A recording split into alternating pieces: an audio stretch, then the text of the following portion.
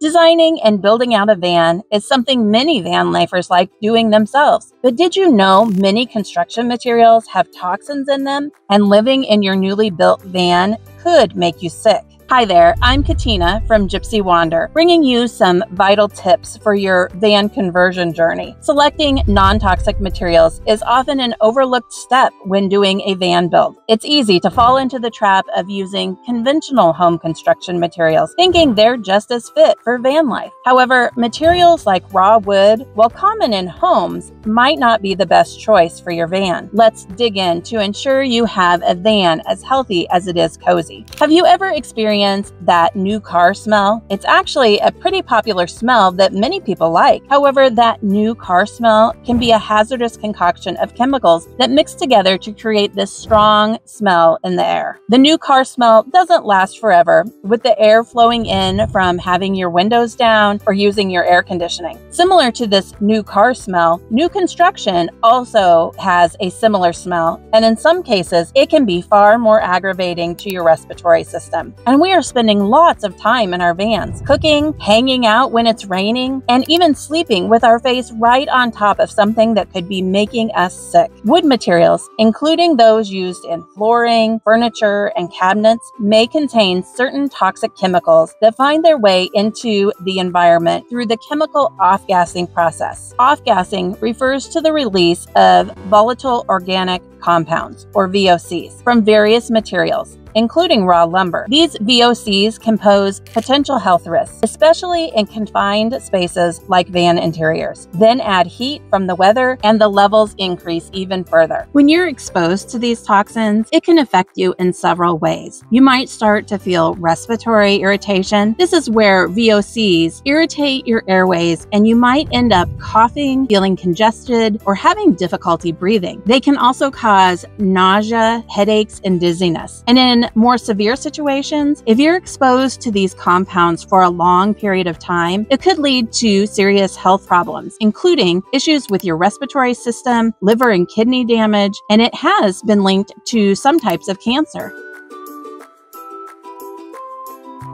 When it comes to wood, there are many different types of wood that are used as building materials, and each of these woods will have certain chemical compounds that are introduced during the manufacturing process. Pressure-treated wood is a type of wood that has been embedded with a chemical preservative that protects the wood from insects, humidity, and moisture. That sounds great, and we need to have our vans protected from these things. But do you know what they do to pressure-treat wood? There are several different ways, but the most common involves the wood being placed in a holding tank that removes the air and replaces it with a preservative. High pressure is used to force the solution of water and preservative chemicals deep into the wood. Because the wood is literally flooded with the chemical solution, it usually arrives at the store still wet, and the drying process can take several weeks to completely dry out. Even untreated or raw lumber contains VOCs, including things like formaldehyde, acetaldehyde, and benzene. There are several dangerous chemicals to be aware of,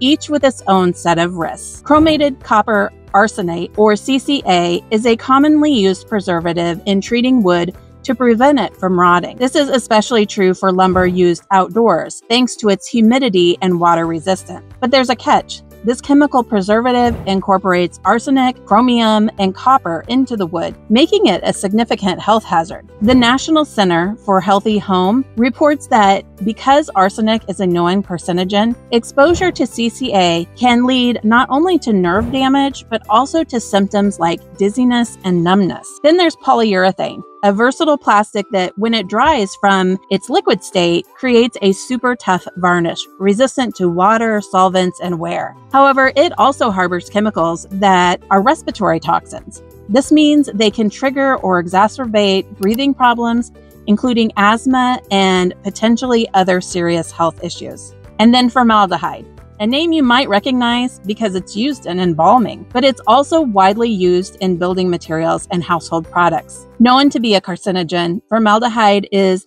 notably present in pressed wood products bonded with uroformaldehyde resins. This means that common items made from particle board, hardwood plywood paneling, and medium-density fiberboard could be emitting formaldehyde. The Agency for Toxic Substances and Disease Registry highlights that exposure to this chemical can irritate the eyes, nose, throat, and skin, and can worsen asthma and other respiratory conditions. Volatile organic compounds, or VOCs, are a significant issue. These organic chemicals easily evaporate at room temperature and become gases. Besides building materials like raw lumber and treated lumber, VOCs are found in everyday products, including paint and adhesives. The EPA even says prolonged exposure to these things can cause cancer. In the confined space of your van, this means the smells coming from the chemicals and VOCs off-gassing can quickly become overwhelming,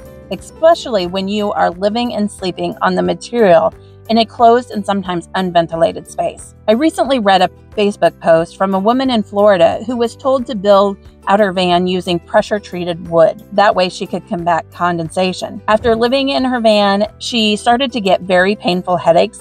Even sleeping with the doors open, she would still get these headaches. But when she wasn't in her van for a few days, she wouldn't have the headaches. Now she faces selling her van or tearing everything out and starting all over. So what can you do?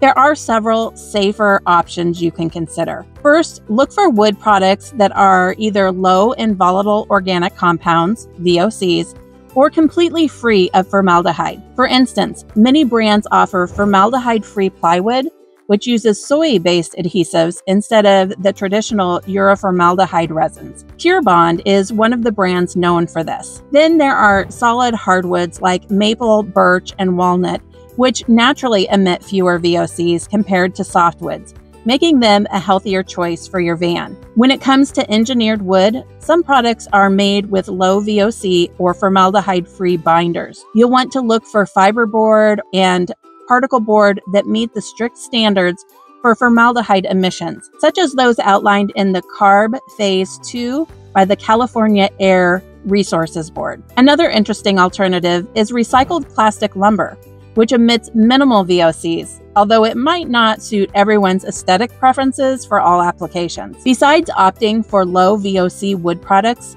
you might also consider entirely different materials, particularly if you're going to spend a lot of time in a high humidity area. Bamboo is a great option in this case. It's not only sustainable and rapidly renewable, but also has a natural aesthetic appeal. It comes in various thicknesses and can be used for multiple applications, from walls to cabinetry and flooring. Recycled plastic panels provide an eco-friendly alternative made from recycled plastic waste and are known for being lightweight, moisture-resistant, and easy to maintain. Aluminum composite panels consisting of thin aluminum sheets bonded to a plastic core offer durability, water resistance, and are available in various colors and finishes. Lastly, insulated wall panels, which have insulation sandwiched between two layers of thin sheet metal, can save you a lot of build time because they're easy to install and provide excellent insulation. These alternatives not only reduce your exposure to potentially harmful chemicals, but also contribute to a healthier living environment and support sustainability. If you choose to go the wood route, sealing the lumber can help reduce off-gassing and create a safer environment inside your van. Sealing the wood does a couple of important things. First, it forms a barrier on the wood surface, which helps to trap and reduce the emission of VOCs. Secondly, it makes the wood less absorbent,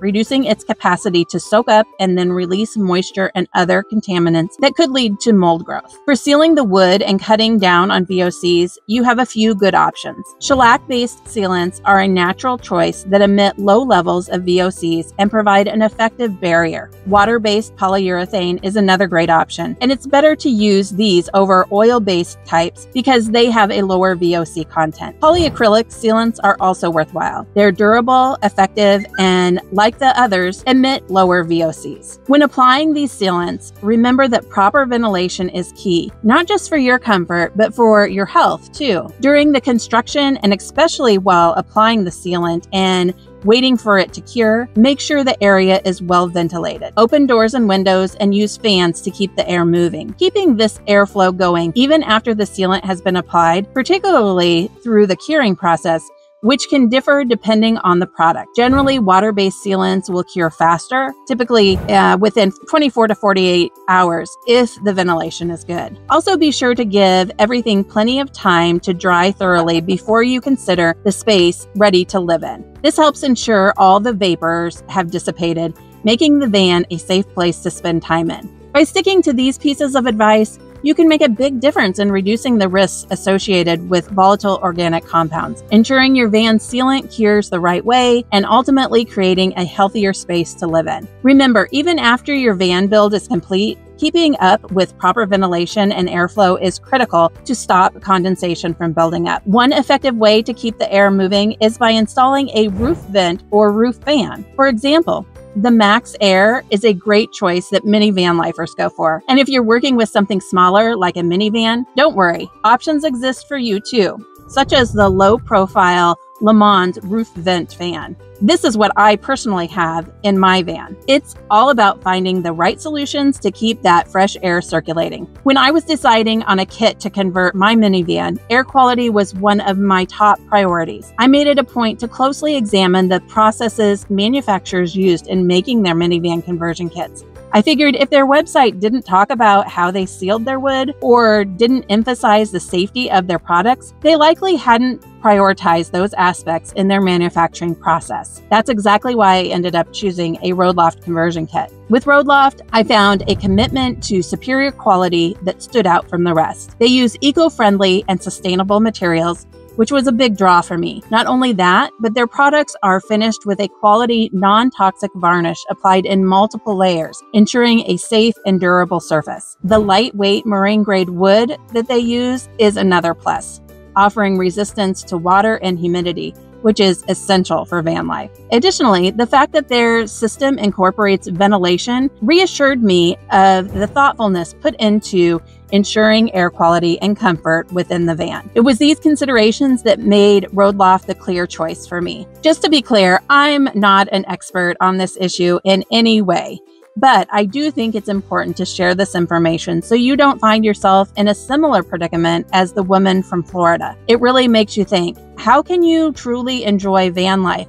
if your living space is compromising your health? That is why it's critical to do your research and place a high priority on ensuring that your van provides a healthy living environment. Be sure to like and subscribe and leave me a comment down below. Let me know what your thoughts are on this whole topic, and if you have any tips and tricks, I'd love to hear them. Until next time, stay wild and free.